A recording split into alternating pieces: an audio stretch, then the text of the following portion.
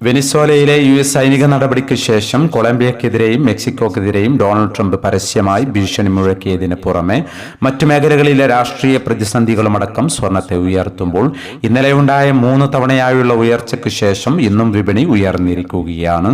ഇന്നലെ 3 തവണയായി പവന് 1760 രൂപ ഉയർന്നിരുന്നു.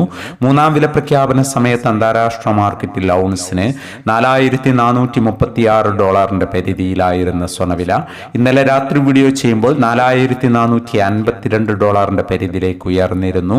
എന്നാൽ പിന്നീട് വിപണി വീണ്ടും ഉയരുകയും ഇപ്പോൾ $4,465 പരിധിയിൽ എത്തി നിൽക്കുകയും ചെയ്യുന്നു. ഇന്നലെ രാത്രി തങ്കവില ഗ്രാമിന് 13,940 രൂപയായിരുന്നു. വൈകി വരുന്ന ഇന്നത്തെ തങ്കവില 11 മണിയോടെ കമന്റ് ബോക്സിൽ പിൻ ചെയ്യുന്നതാണ്.